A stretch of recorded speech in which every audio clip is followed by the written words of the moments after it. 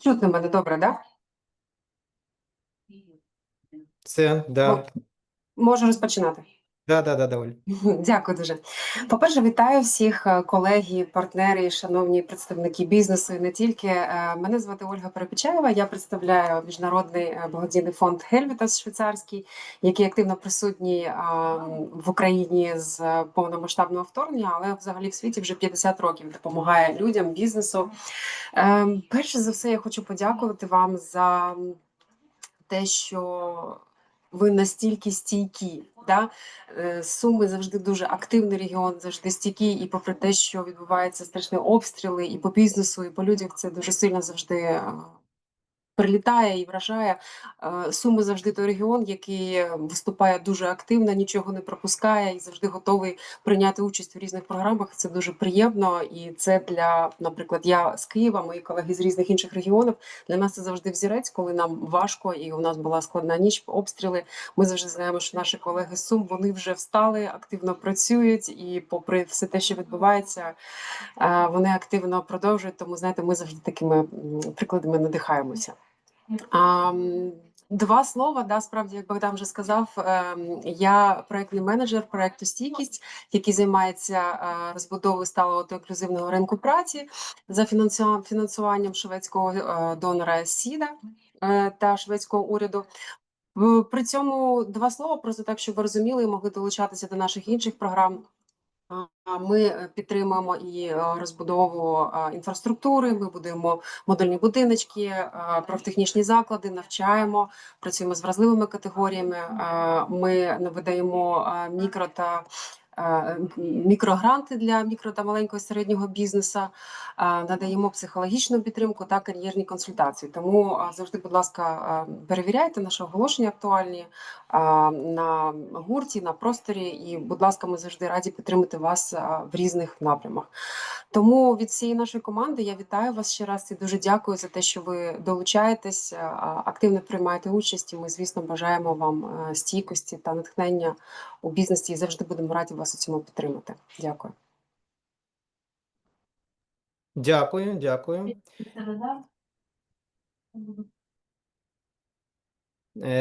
Зараз, одну секундочку. Щось у нас тут. Угу. Хотів вивести слайд, презентацію, щось поки що технічно не можу. Я хочу зараз передати слово команді, яка буде сьогодні представляти проєкт Фелікс. Олена, ви можете представити свою команду? І що сьогодні буде відбуватися? Яка допомога бізнесу можлива від вашого проєкту, від вашої програми? Так, звичайно, доброго дня. Мене звуть Олена Розгонова. Я представляю команду Фенікс Альянс, програму Фенікс Альянс. З нами сьогодні наш керівний директор буде виступати, буде розповідати вам про програму про нашу. І також хотіла подякувати всім, хто зібрався, хто буде слухати нас і з нами спілкуватися. Наш керівний директор Петр Странський. І з нами також сьогодні наша менеджерка по роботі з клієнтами Оксаночка Кожель. Вона в нас сумчанка, до речі. Просто хотіла сказати, Оксаночка, здравствуй. Доброго дня усім присутнім. Так, я також дуже рада, що я можу долучитися до сьогоднішнього заходу. І так, я також із Сум, і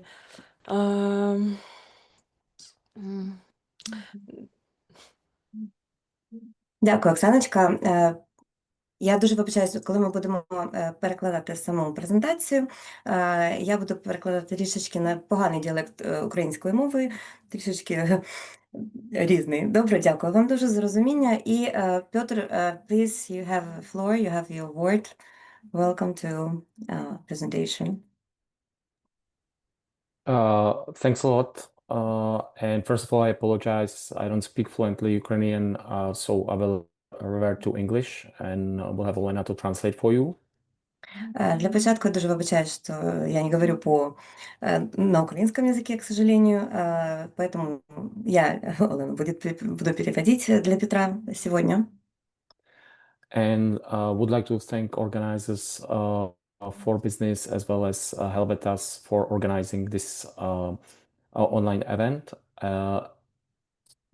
Хотел бы поблагодарить наших организаторов, компанию «Бизнес» и, естественно, компанию Helvetas за организацию этого форума и вебинара. And I will be talking about Phoenix Science program, but first about the problem of compensation of the businesses which suffered the damages because of Russian aggression. Мы сегодня будем разговаривать о программе Феникс Альянс, но и также о компенсации бизнесу, который потерпел ущерб в результате атак и агрессии Российской Федерации. We have started working on the Phoenix Science program roughly 1.5 years ago, as based upon the experiences of working with the illegal assets and cross-border litigation.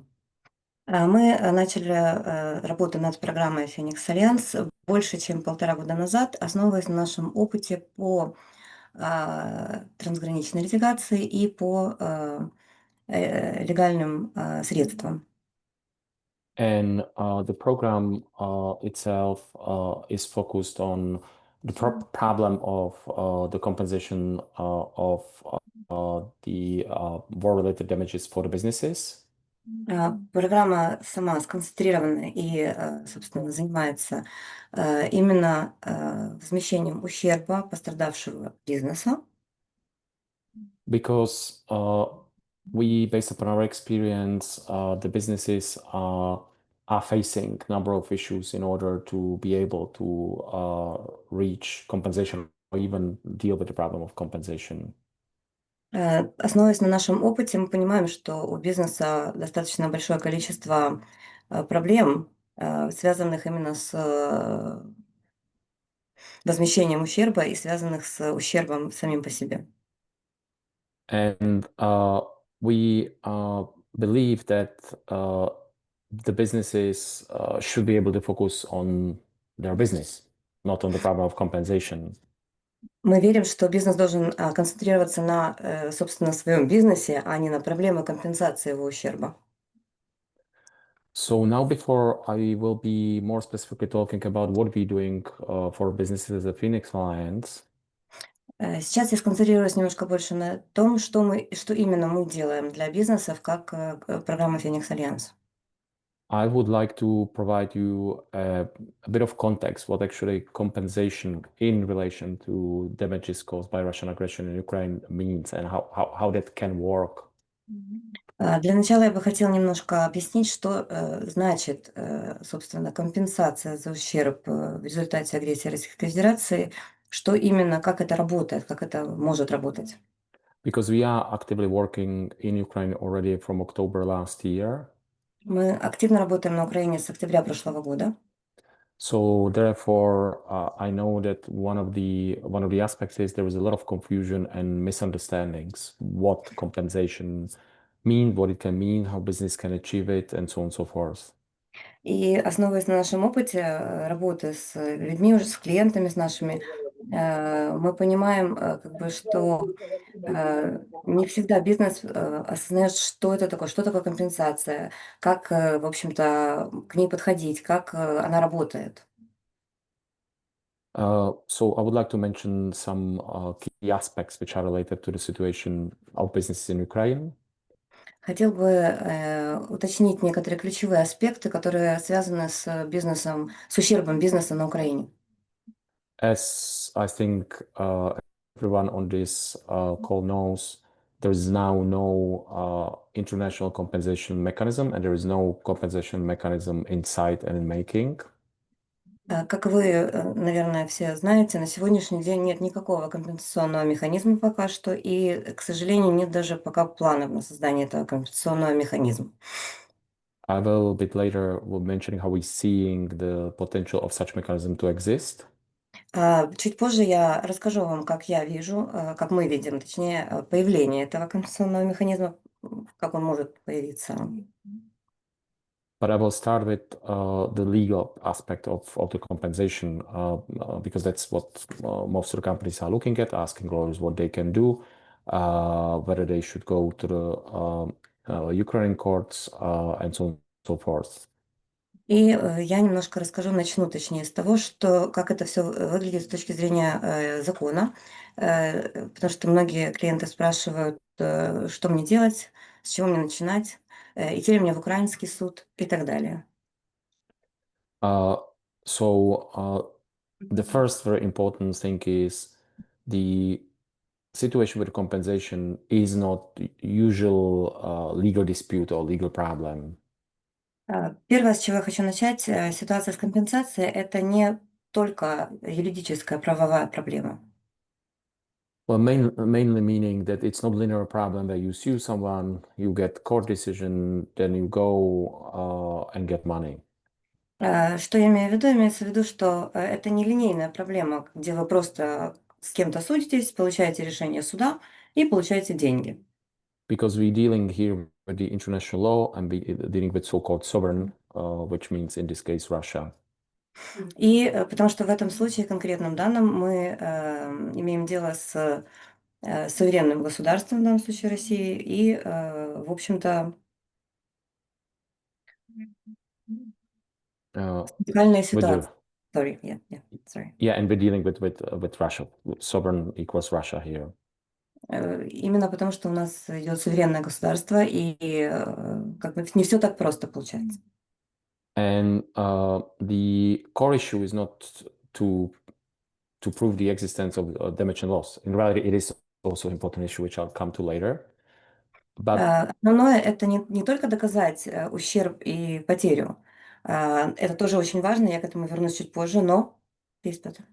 The main aspect is the ability to enforce the payments for the claims in outside of Ukraine in various nations where they are assets of Russian Federation. Самое главное это добиться выплаты этого самого ущерба вне Украины на международном уровне, в международных юрисдикциях, в разных судах, там, где есть российские средства. Or financial flows, like, for example, for the import of Russian gas and oil. Или финансовые, скажем так, средства, которые существуют в этих странах в виде газа, например, и нефти. Now, situation of Ukraine is in number of aspects unique, especially when it comes to scale. Ситуация в Украине по номеру аспектов, она очень уникальная, особенно что касается масштабности. Now there are some relevant precedents which are showing what are the options and what are things which can and might happen. Но, несмотря на это, несмотря на уникальность нашей ситуации, тем не менее есть прецеденты мировые, которые показывают, как и в каком направлении можно двигаться и как это можно решать. I would not go into many details. I will mention this compensation of Kuwait by Iraq, which was mandated by UN Security Council. Я не буду вдаваться во все подробности, но обязательно хочется упомянуть компенсацию Ираком Кувейту, которая была, собственно, легализирована и принята мандатом Генеральной Ассамблеи ООН. Which, of course, is right now inconceivable that there will be any UN security resolution, but still is creating strong legal precedent when it comes to international law. Конечно же, мы понимаем, что со стороны ООН не будет никакого мандата в этом случае, но создает для нас очень сильный юридический, легальный, законный прецедент, который тоже может помочь нам в будущем.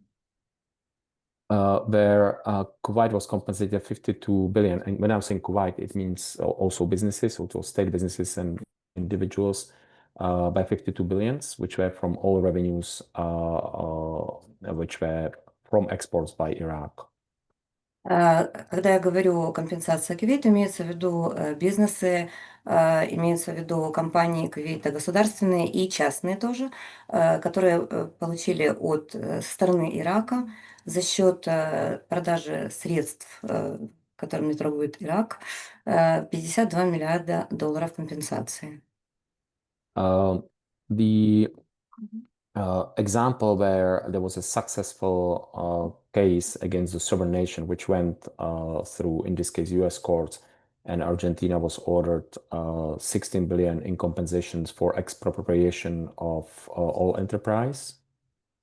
Ситуация, которая нам поможет как прецедент с точки зрения суверенного государства, это ситуация Аргентины, которой пришлось выплатить 16 миллиардов за национализацию нефтевой корпорации. Which shows that there is possibility to, through the legal process, to achieve the compensation, even though this case took pretty long time. Что дает нам понимание того, что есть путь, возможность, прецедент, как мы видим, легальный путь использовать, который можно будет тоже так же, несмотря на то, что как бы ситуация другая. Вот, но это как бы сработало, и то есть можно использовать как прецедент тоже. And there's several partial precedents of successive cases against Turkey when it comes to the North Cyprus, after Balkan wars, not after, because Libya civil war still is ongoing. Есть также частично подходящие тоже прецеденты к нашему случаю. Это Турция и Северный Кипр. Это частично Балканские войны, и в Ливии все еще как бы есть конфликт, но как бы частично Ливии тоже можно брать как прецедент ситуацию. So it's also important. So what I'm saying, there are precedents which are allowing to see that through lengthy and expensive legal process possible to achieve the compensation. Данные прецеденты говорят нам о том, что через длительный судовой процесс реально возможно добиться компенсации. Now, the scale of the damage which is in Ukraine will call for a certain aspect, which I will talk about later. Ситуация с масштабом разрушений в Украине, конечно же, будет требовать некоторых других аспектов, о которых я обязательно расскажу чуть-чуть позже.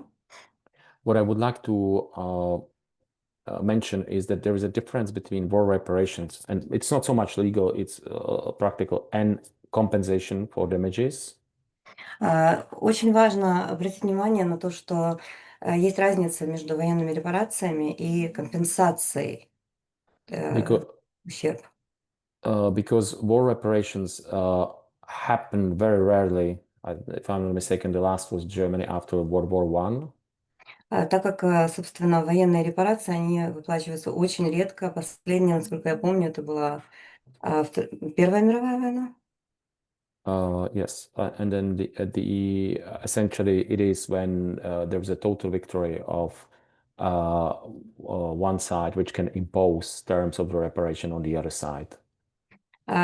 И в основном она выплачивается, когда есть четкая победа одной стороны, и тогда вот идет уже выплата каких-то военных репараций с двух сторон. Whilst compensation is based upon the legal rights under the international law to be compensated for the damages. В то время как компенсация – это ваше право законное право на компенсацию, в то время как репарация – это совершенно другая история, совершенно другая ситуация. Can go into many details of the legal aspects of it, which are not that important for this call. So we'll move to current situation when it comes to legal challenges which are raised against the Russian Federation already. Можно очень долго углубляться. Да, извините, я не досказала. По международному закону человек имеет право на компенсацию ущерба. И сейчас мы не будем так глубоко углубляться в это. Мы перейдем к другим вопросам. Петр, please. So there's a few, and I would like to highlight few cases which are. None of them is actually related to post-22 damages, so after the full-scale invasion. Есть несколько примеров у нас. Надо уточнить, что никакие из них не относятся к полномасштабной российской агрессии 22 года. But the progress of those cases are highlighting certain aspects which can be expected for the enforcement or using the litigation to enforce the damages caused by current Russian aggression. Но примеры данных дел, которые вы видите как на слайде и о которых мы сейчас говорим, дают нам понимание легальных путей, судовых процессов, которые можно использовать, как можно подходить к вопросам, которые были до 22 года, но уже решают вопросы ущерба с 22 года. The Yugoslavia case, of course, has nothing to do with the Russian aggression in Ukraine, but it is having influence on the potential of enforcements against Russia. Компенсация, вот то, что вы видите, первый пункт, акционерам ЮКОСу не имеет никакого отношения к агрессии России, но, в принципе, потенциально может быть использована как путь, в принципе, компенсации для того, что происходит сейчас. Like Bank and Naftogaz, which both are related to losses of the assets in Crimea. Например, Ощадбанк и справа Нафтогаза, они оба имеют, как вы знаете, ассоциируются, точнее, с потерями в Крыму. And in all those three cases, it's the cases of use of arbitration, which is complex mechanism which is applicable in certain situations. Во всех этих трех случаях идет использование арбитража, механизма арбитража, которые все применимы к этим трем делам. And the kind of simplified situation across all three is that they are getting some level of success to be allowed to open the enforcement proceedings across various jurisdictions. И что, если говорить просто, то ко всем этим трем ситуациям применимо то, что все три получат разрешение, скорее всего, получить выплаты благодаря вот этим судовым процессам. It's important to say, and that applies also to Slobodich Invest. There was another case which was not successfully opened in Dutch courts. Нужно еще упомянуть, важно сказать о кейсе Славутич Инвест из Запорожья, который был неуспешен в слушаниях в голландском суде.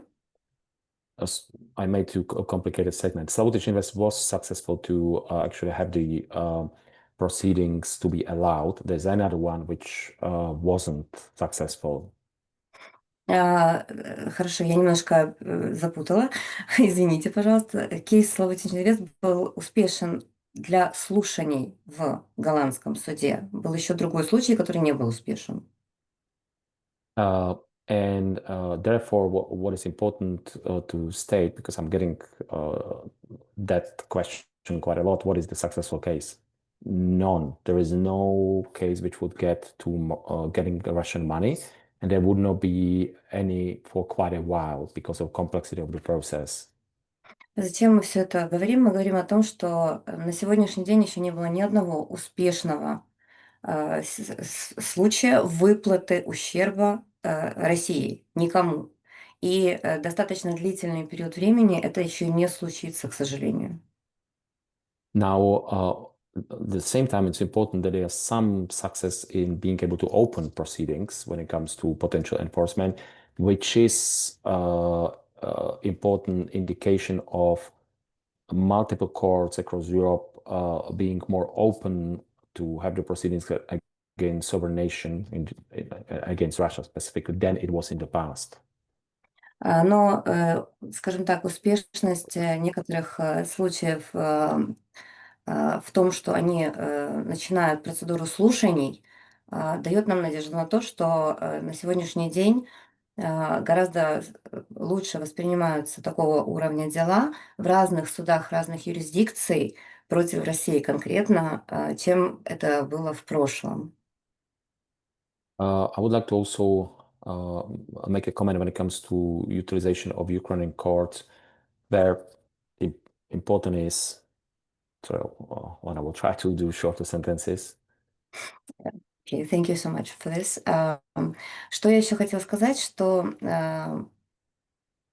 See, I lost it, sorry. Can you please repeat? So I would like to comment on ability to utilize Ukrainian courts for the compensation.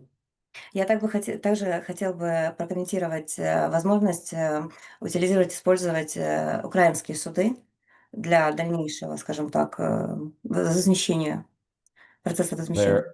Where there are two aspects. One, let's call it internal, where there are reasons why to go to the courts for aspects which are not directly related to get the money.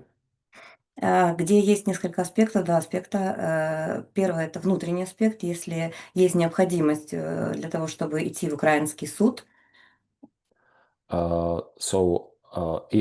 We're not at all discouraging companies to use Ukrainian courts for those reasons. Мы ни в коем случае не останавливаем компании и не говорим компаниям «не идите в украинский суд» по многим причинам. Now, at the same time, it's highly unlikely that it will be possible to get any compensation through the process of recognition of judgment of Ukrainian courts in other jurisdictions. Но мы считаем, что будет достаточно, ну, скажем так, не будет использоваться решение украинского суда в других международных юрисдикциях как подтверждение действительно выплаты этой компенсации. And the main reason is because that right for compensation exists under the international law. It exists under the Ukrainian law as well. Основная причина в том, что на самом деле ваше право на компенсацию существует по международному законодательству. And in order to be able to enforce against the sovereign nation, the international law is an application of international law is critical because that's the only exemption for being able to pierce so-called sovereign immunity. И поэтому использование внутреннего решения внутренних судов, скажем так, национальных судов Украины по международному закону будет очень сложно применить, потому что это, получается, процесс будет против суверенного государства. Now, how we see the problem of the compensation when it comes to potential scenarios.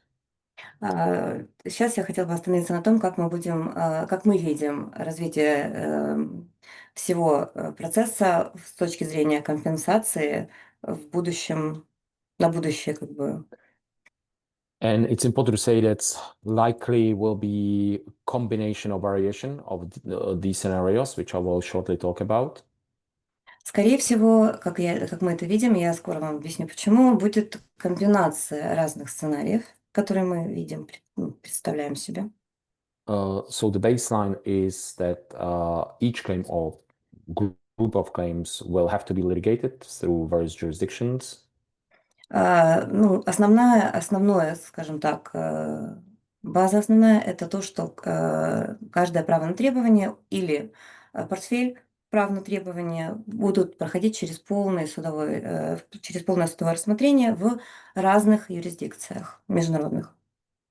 Where we looking in that case at the lengthy process, which likely will take 10 years and potentially more. Где мы рассматриваем временные рамки потенциально от 10 до 15 лет, может быть, даже и больше, прохождения всего этого судового полного процесса. No, important is that option exists, and it's, I would say at this moment with the second, with the so-called countermeasures legal process, the options which companies can do on their own. Я должен сказать, что да, первая опция, она всегда существует, это самая стабильная, правильная опция, естественный путь развития событий.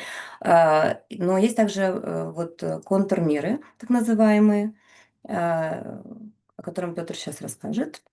So countermeasures, you will tell about. So the important to say untested but potential legal option is to run the legal process not against the Russian Federation but the so-called custodians, which are controlling Russian assets, not only frozen, but mainly frozen Russian assets. Нужно обязательно сказать, что этот путь еще не тестирован, но принципиально, потенциально он также возможен. Это судиться не потенциально с Россией, с агрессором, а идти в суд против так называемых хранителей русских средств, включая не только замороженных, но и включая замороженные средства российские. То есть у тех стран, у которых есть, или там банков в этих странах, у которых есть российские средства. And then the potential of the international compensation mechanism, as I mentioned, there is no mechanism which is being now prepared or even really discussed. Потенциально третий сценарий развития сюжета нашего ужасного – это потенциальное появление компенсационного международного механизма. Как я уже говорил, на сегодняшний день, к сожалению, он пока даже не обсуждается. Now, there is, you might be aware, there is R4U, the Register for Ukraine Damages, which is under the Council of Europe. Как вы знаете, существует реестр ущерба R4U под эгидой Европейского Союза. Council of Europe, it's not European Union, actually. Извините, Европейского консульства. Now, as the name says, it's a register. Как имя говорит, это реестр. So at this moment, there is no connection to any money, if I will simplify it. Чтобы упростить немножко, на сегодняшний день в реестре нет никакой связи или никакого прямой связи с выплатой денег. And it's also not open for the damages of businesses at this moment. И также на сегодняшний день, к сожалению, этот реестр не открыт для регистрирования, скажем так, ущерба бизнесу. So the reason I mentioned that because I heard in some discussions or at one webinar specifically that the register was presented as a compensation mechanism, which it is not. Просто в некоторых своих в общении и в переговорах своих я слышал, что реестр позиционируется как компенсационный механизм, чем он не является, и это очень важно понимать. The register might or might not be, which is official statement of, for example, State of Department of US, used for the future compensation once and if such compensation mechanism will exist. Да, данный реестр могут использоваться потенциально, как вот говорили в Госдепе США, как действительно список или регистр для всех ущербов. Может быть.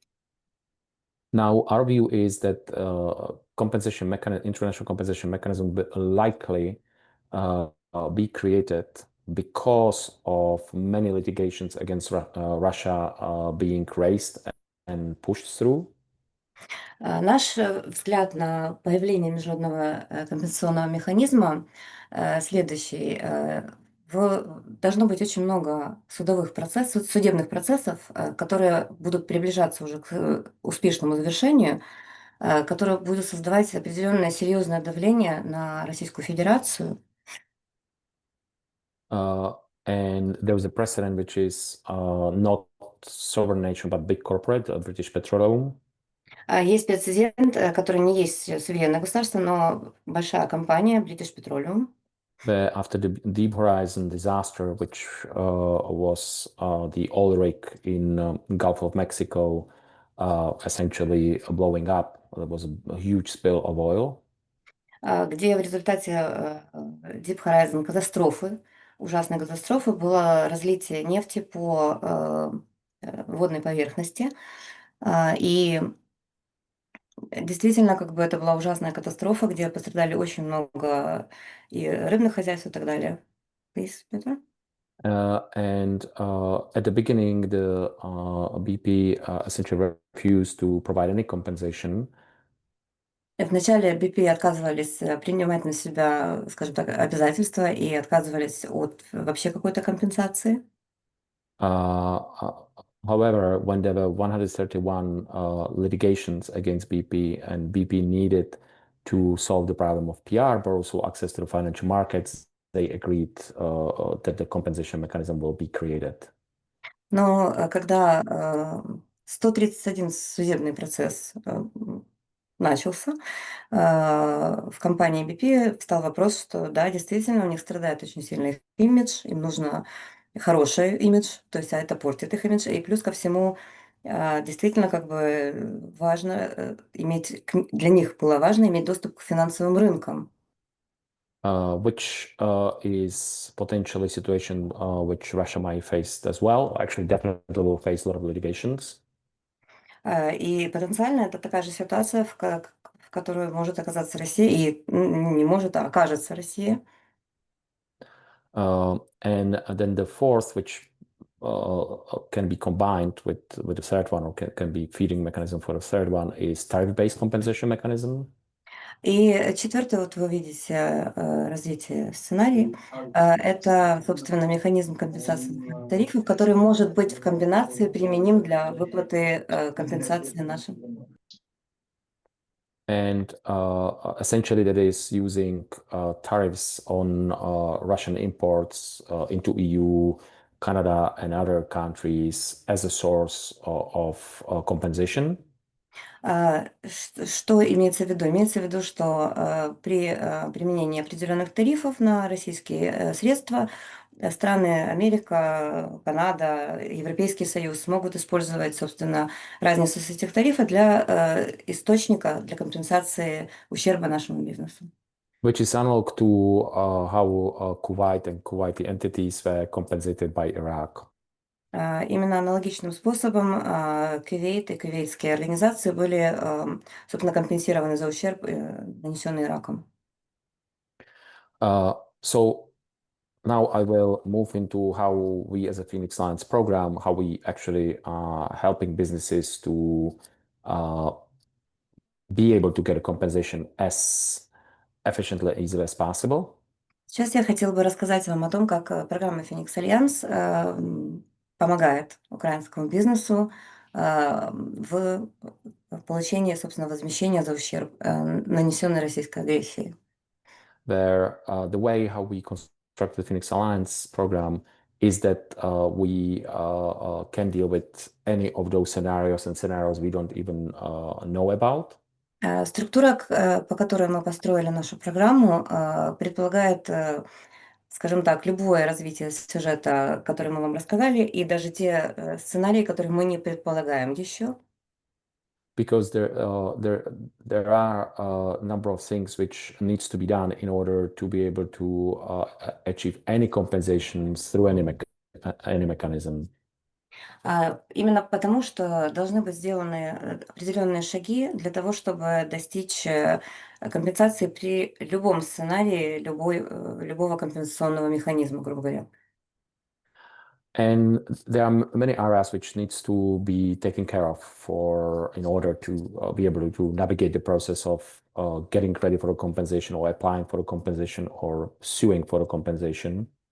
Есть очень много разных видов деятельности, в которые нужно включиться для того, чтобы быть в состоянии подавать, грубо говоря, на право требования на компенсацию. Which is, of course, very difficult for the businesses, especially for SMEs, but even for some larger businesses because of it requires specialized resources, money and time. И это очень сложно как для малого и среднего бизнеса, так и для крупного бизнеса уделять этому время, тратить на это свои ресурсы, свои деньги и свой ресурс в плане человеческого фактора.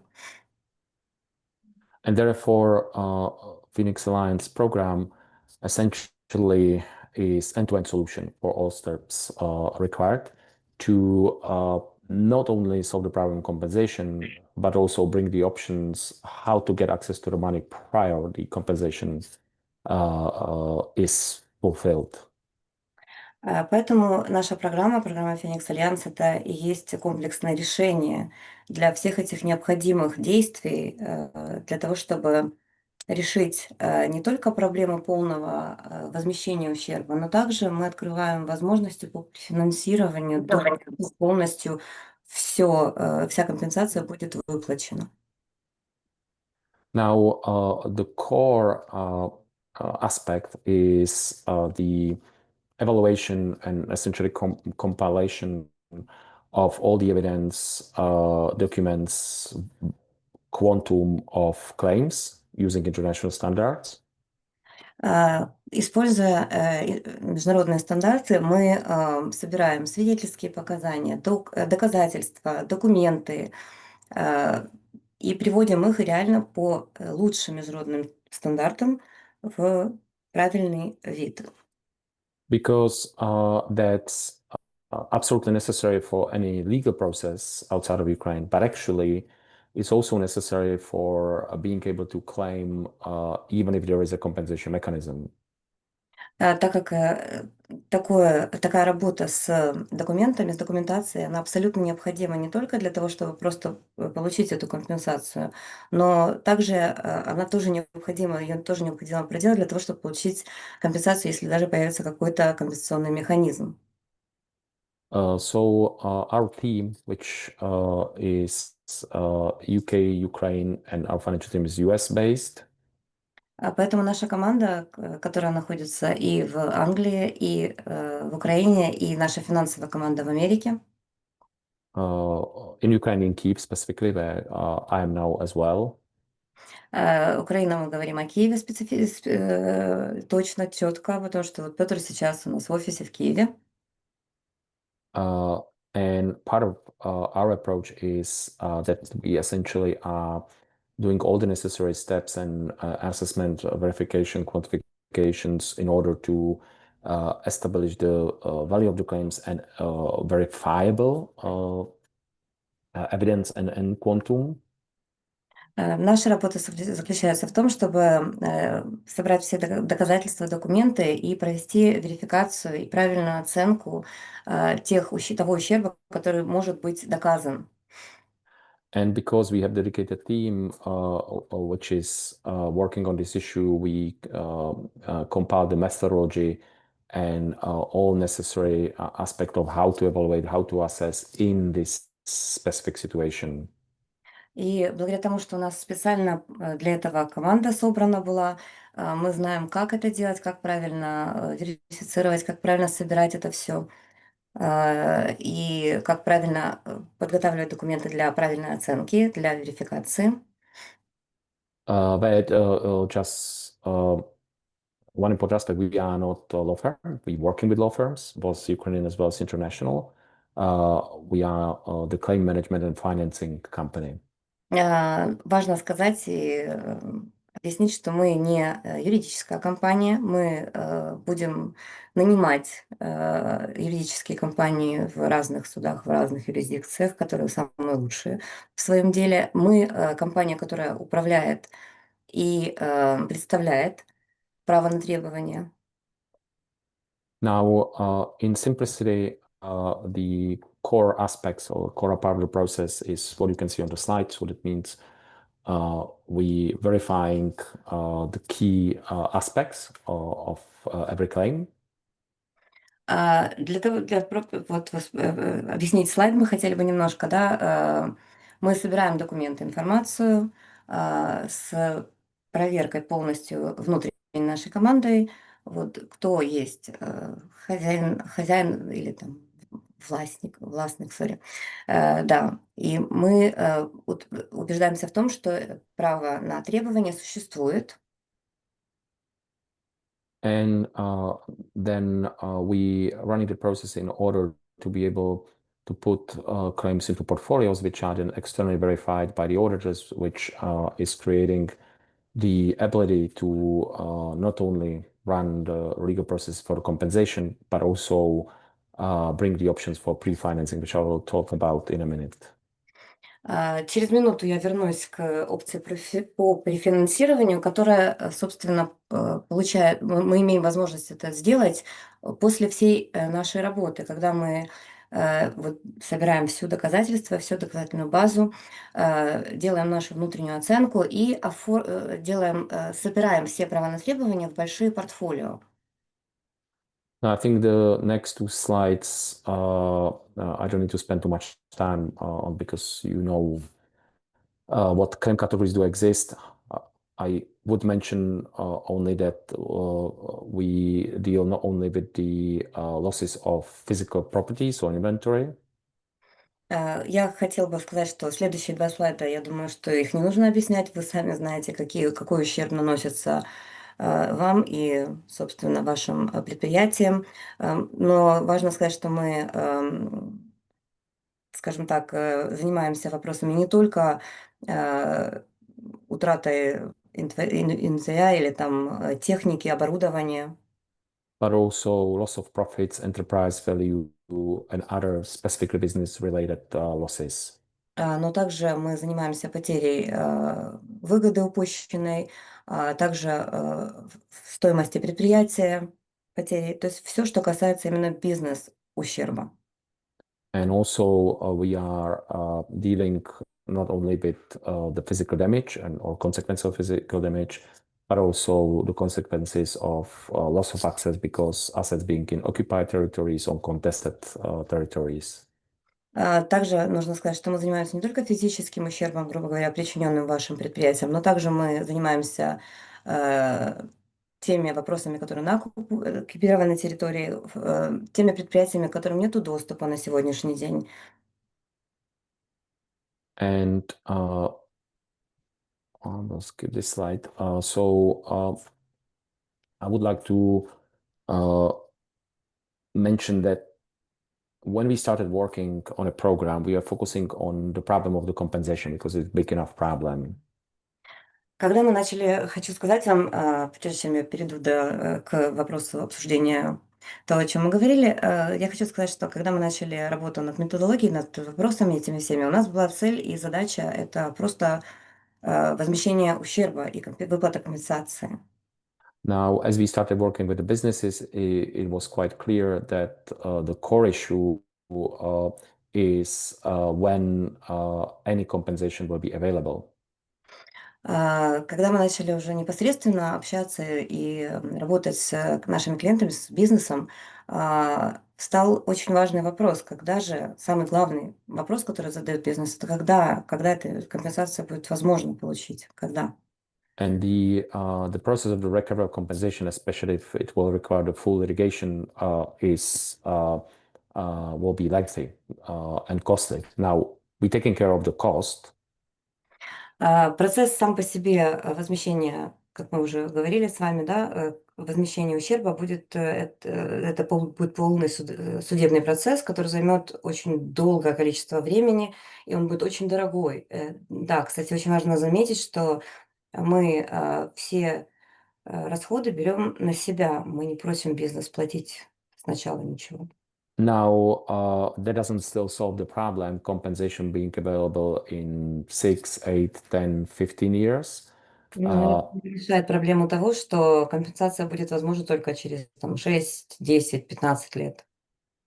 When the need of the businesses is being able to get the money now or in next 2 years, let's call it.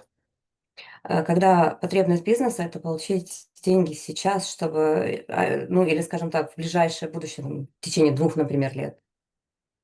And that's why we started looking into how we can enable orchestrate such access to money earlier. Поэтому мы начали рассматривать возможности, как мы можем помочь нашим клиентам получить доступ к таким деньгам раньше. So we have conversations with private investors, institutional investors, as well as public institutions. Поэтому у нас ведутся сейчас переговоры с частными инвесторами, с разными институционными фондами за границей And public institutions. и также публичными институциями. On a topic of the verified claims in portfolios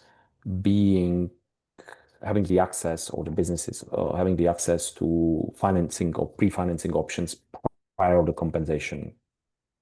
Поэтому по вопросу, то есть мы ведем переговоры с данными институциями, о которых я говорила, по вопросу, как можно наши портфолио, которые уже были подтверждены, префинансировать до полного возмещения ущерба. I believe that we will have options available during the next 12 months, so in 2026. Я верю, что мы сможем нашим клиентам предоставить возможности по префинансированию в течение следующих 12 месяцев, то есть в 2026 году. So just a few final comments. I already mentioned that we are a commercial company. We have no dependency on any government. We are having close communication with a number of institutions and governments, including US, including UK, including European Union. Несколько заключительных слов я бы хотела сказать, прежде чем мы перейдем к вопросам.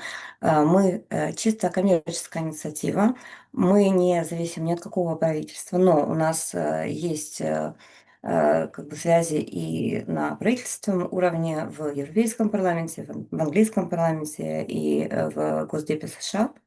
And when I'm mentioning that, I'm not bragging that we have some lobbying power. It's more because we started doing the advocacy for the problem of compensation of the businesses and the importance of it.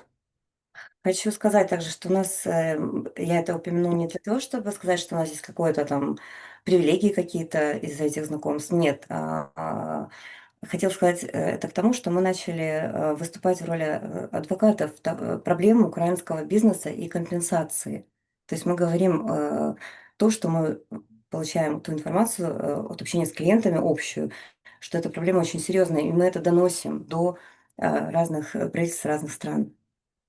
And we're getting actually ear of relatively many people. Therefore, we have understanding what are the views, what are the options for the compensation mechanisms, and also we're trying to be able to explain what can be done from our point of view by those institutions. И поэтому, имея плотное общение с нашими клиентами и опыт общения с нашими клиентами, мы пытаемся, собственно, в общении с данными институциями объяснить наш взгляд на подход к проблеме решения ущерба и что мы можем сделать, как это все может работать, как может появиться компенсационный механизм. Now, as I mentioned, we're a commercial firm, so of course we aim to make money from successful work of ours. Как я уже говорила, мы коммерческая организация, и, в общем-то, да, мы хотим заработать деньги, если мы будем успешно работать.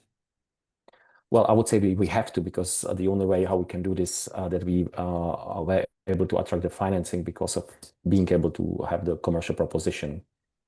Я бы даже сказала, что мы должны успешно работать и возместить нашим клиентам ущерб, потому что как бы наша коммерческая, в общем-то, деятельность, она коммерческая у нас, и мы должны заработать. And our model is very simple, and this is not sales presentation, so happy to explain to interested businesses the details. But our simple model is that we will be receiving participation on a compensation, so on the money we deliver to our clients. Я бы хотела сказать, что у нас очень простая модель работы. Буду рад объяснить заинтересованным бизнесам, как именно у нас это работает в более подробном, скажем так, общении. То есть у нас все очень просто. Мы получим свой заработок и свое участие от тех денег, которые мы возместим нашим клиентам.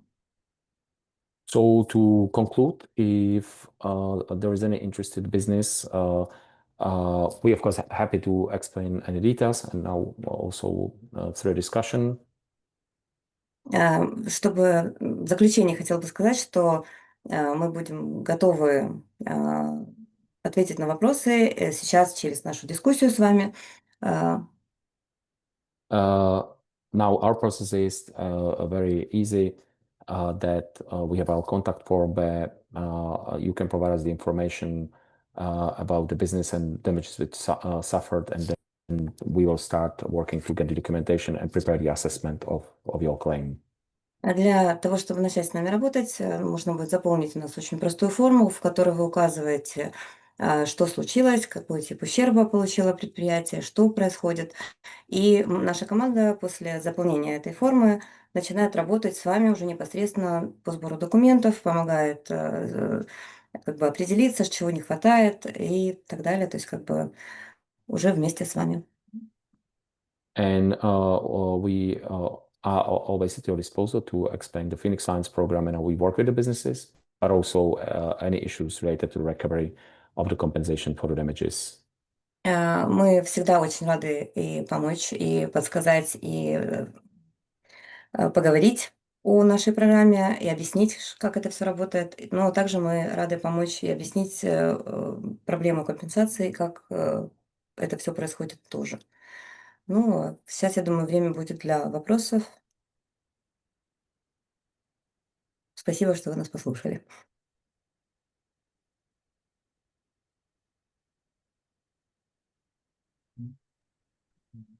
Дякую. Велике, дуже цікава інформація. Ну, як ми я думаю, проговорювали раніше, ми можемо сьогодні, у нас був такий вебінар, а далі ми зберемо учасників, які безпосередньо зацікавлені в цьому механізмі. Ми вживу можемо зустрітися, правильно, з Петром, і він може приїхати в Суми, і ми можемо якраз безпосередньо поспілкуватися вже з конкретними кейсами. Peter, Bogdan is saying that, as we discussed before, after this presentation, we can actually come to Sumy with you in person, physically be there, and meet with the businesses which will be interested in communication and in our mutual work together. Definitely, we'll be very happy to do that. Also, it seems that we have a question on one company in chat sharing the information about the damages. I will translate it to you now. Да, конечно, мы будем очень рады приехать в Сумы и сделать встречу, о которой мы говорили. И кажется, сейчас у нас есть вопросы в чате, на которые Петр будет готов ответить или сможет ответить сейчас. Now, what I see in the chat is that one of the businesses is sharing what they suffered 2 months ago. So we will be very happy to help. I think there is a contact which you can take, and then we can start the process from our end. Sure, of course. Петр говорит, что он видит вопрос одного из бизнесов, которые пострадали. Вот мы видим ваш вопрос, и мы будем рады с вами работать, помочь вам в этом вопросе. Я очень рада буду поделиться с вами своими контактами. Пожалуйста, свяжитесь со мной, и мы начнем работу с вами с удовольствием. Да, я вижу ваши контакты, спасибо большое. Вижу контакты, записала, и после нашего с вами вебинара я обязательно к вам напишу, чтобы мы начали с вами работу. Спасибо большое.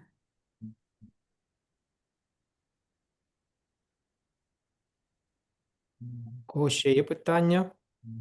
Якщо є. Ну, у нас зареєструвалося більше 40 людей. Я думаю, просто цю презентацію ми робили запис, ми направимо всім учасникам, які були зареєстровані, і плюс через наші телеграм-канали наших учасників, можливо, там теж будуть відклик на цю таку цікаву пропозицію. Peter, Bogdan is saying that we had more than 40 registered. I understood. Yeah, I know. I understood, yeah. Sure. Okay. Well, thanks a lot for your attention. And as mentioned, we'll be very happy to help in this difficult situation and organize meetings in person in Sumy, also anytime in Kyiv as well, where we have the office. Спасибо вам еще раз большое за ваше внимание, за то, что вы послушали нас. Мы будем очень рады встретиться лично и в Сумах, или у нас в Киеве в офисе, но в Сумах точно. Вот, и будем рады помочь, кому сможем. Спасибо. Ну, можна, я ще теж трошечки проясню, да? Допомагаєте повністю з документами, які є. Це для нашого бізнесу зараз безкоштовно ж. Yes, exactly. There is no upfront costs. The only money we will be making is from successful recovery or pre-financing. Да, правильно. Мы не берем никакие предоплаты с бизнеса. Единственные деньги, которые мы заработаем, они будут после успешного возмещения денег нашим клиентам. І це буде колективне звернення від декілька бізнесів, які представляють там Сумщину, ну, да, нашу Сумщину. Да? Тобто ми збираємо весь бізнес, який постраждав, і готуються ці документи для позову, так? Петро, Yeah, окей, understood. So the combination into portfolios is not necessarily driven by the region. комбинация в портфолио у нас не обязательно осуществляется по региону. Not necessarily. It might play a role. Не обязательно. Это может сыграть какую-то роль, но не обязательно. So that means that we will be collecting the information start working with the individual businesses in Sumi. As a matter of fact, I think we have already 1 or 2 clients from Sumi. Мы будем начинать работу, лично общаясь с каждым бизнесом. И, кстати, у нас, по-моему, уже есть 1 или 2 клиента в работе из Сум. And then once we assess those claims, we will be combining them into portfolios for that economy of scale. И после того, как мы сделаем оценку, верификацию этих прав на требования, мы будем их комбинировать в пулы для достижения масштабности экономики. Угу.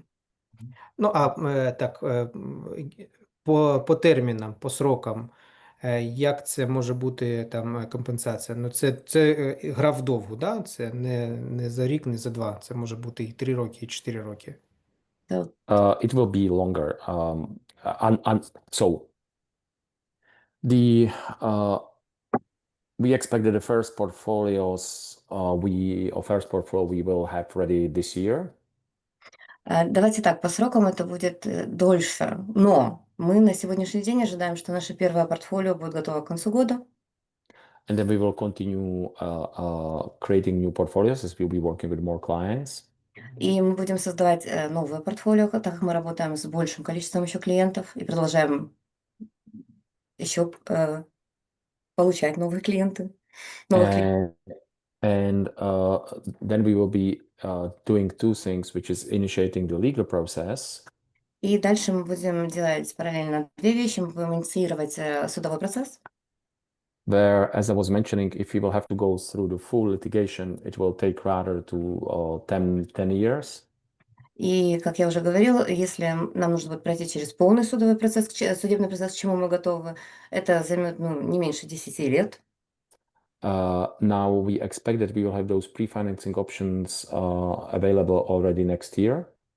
Но мы ожидаем, что вот эти самые опции по префинансированию, о которых мы с вами говорили на презентации, у нас уже будут возможны к следующему году, ну, в течение 12 месяцев. During the next year.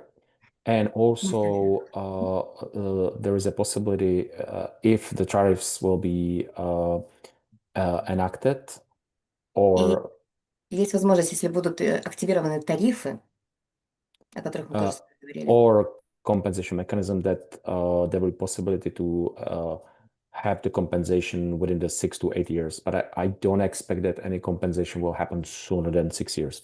Pre-financing, yes, but the compensation side, at this moment, we don't see anything going faster than that. Ну, и как я уже говорила, что если даже появится этот компенсационный механизм или через тарифы, или сам по себе компенсационный механизм, мы не предполагаем возмещение средств, начало возмещения средств раньше, чем через течение 6 лет, ну, скажем, через 6 лет. 4, 6. Ну, в любом случае, это будет не раньше, не быстрее. It can be slightly sooner, but probably not much. And the reason is, amongst the other aspects, is that Kuwait started receiving the first compensation 6 years after the invasion. Например, как пример можно сказать, что, например, Кувейт начал получать свои выплаты через 6 лет после атаки, после агрессии. I would like to answer also a question which I see in the chat regarding documents. So we have Хотела ответить тоже на вопрос, который я вижу в чате по поводу, где можно ознакомиться с перечнем документов необходимых. So we have a customer questionnaire, and that's where there's information which core documents we need. And we will share it for business, that questionnaire, so anyone who will need it can have access to it. У нас для начала работы есть наша анкета первичная, которую можно заполнить, и в которой, в общем-то, понятно, какие документы нам нужны. Вот мы поделимся этим документом с компанией for Business, нашими организаторами. Мы очень рады будем. And once we receive the initial documents, then we are assessing what else we need, and then our client manager, Oksana, is engaging with clients and making sure that clients knows what else to provide, and we providing. We don't need any, by the way, we don't need any translations. We have the team speaking Ukrainian and Russian, so we can deal with the original documents. После того, как вы заполняете анкету, вы передаете ее нам. После этого вступает у нас в работу наша менеджер по работе с клиентами Оксана, с которой я познакомилась раньше. И после того, как будут изучены документы, которые вы предоставляете, Оксана вернется к вам с обратной связью, скажет, чего не хватает, что мы еще должны сделать, или что мы хотим сделать, что нужно, спросит то, чего не хватает, ту информацию, которой не хватает, она запросит у бизнеса. Вот. И после этого как бы... Yes, Peter, that's... Yeah. So that's the response to the documentation. And by the way, I've seen another client sharing the contact information. So we captured that, and Olena will contact you as well, so we can start the process. И мы видим дальше еще один бизнес, который тоже вот, только что написал вопросы. Мы будем рады. Я ВКонтакте, я обязательно с вами свяжусь. У меня есть ваш теперь номер, я записала его. И готовы с вами сотрудничать, работать и помочь. Угу. Дякую. Ну, це все одно буде індивідуальний. Тому, коли будуть звертатися, я буду перенаправляти, ми будемо перенаправляти на вас, і ви вже будете безпосередньо з ними спілкуватися, з бізнесом. Так, Ті, хто супер, дуже дякуємо. Так, саме так. Дуже дякуємо.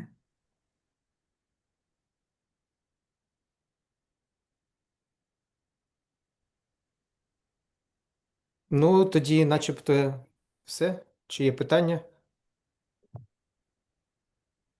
Ні, дуже дякуємо. Дуже дякуємо, що знайшли час. Ми вже почали працювати з Фенікс Альянс. Зараз надаємо документи. Бажаю тільки одного, щоб поскоріше знайшли механізм компенсації фінансової, не чекаючи судових рішень. Оце єдине побажання, бо дуже важко з коштами зараз. Дякую. Дякую. Дякую всім. Гарного дня і до побачення. Гарного дня. До побачення. Гарного дня всім. Дякуємо всім, дуже дякуємо. Гарного дня. Бачення, гарного дня. Всім пока.